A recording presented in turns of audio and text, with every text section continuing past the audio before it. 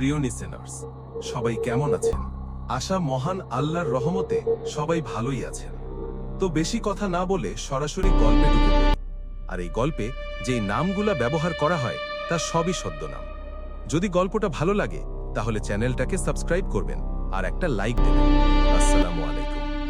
আজকের গল্পটা শুনলে তোমাদের রাতের ঘুম উড়ে যাবে। এটা কোনো বানানো গল্প না, রহিম ভাইয়ের সত্যি অভিজ্ঞতা। রহিম একজন অ্যাম্বুলেন্স ড্রাইভার, ঢাকা চট্টগ্রাম হাইওয়েতে 10 বছর ধরে চালায়। কিন্তু একটা রাত 2024 সালের অক্টোবর মাস তার জীবন বদলে দিয়েছে চিরতরে। সেদিন রাত 11টা বাজে হঠাৎ কল এলো মিরসরাইয়ের কাছে একটা অ্যাক্সিডেন্ট, একটা ট্রাক আর প্রাইভেট কারের হেড অন কলিশন। রোগী একজন মহিলা, খুব গুরুতর। রহিম গাড়ি স্টার্ট করে বেরিয়ে পড়ল। বাইরে ঝমঝম করে বৃষ্টি পড়ছে, ফগ এত ঘন যে হেডলাইটও 10 মিটার দূর দেখা যায় না।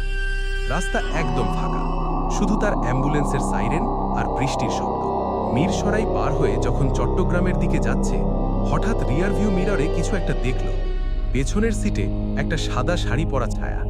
প্রথমে ভাবল হয়তো রোগী উঠে বসেছে, কিন্তু না, রোগী তো স্ট্রেচারে শুয়ে অজ্ঞান।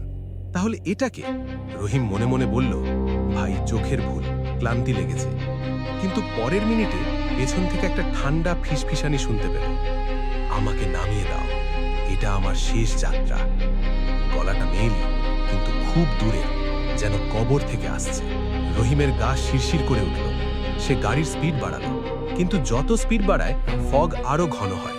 হঠাৎ রাস্তার পাশে একটা পুরনো ভাঙা হাসপাতাল দেখা গেল, যেটা 20 বছর আগে বন্ধ হয়ে গেছে।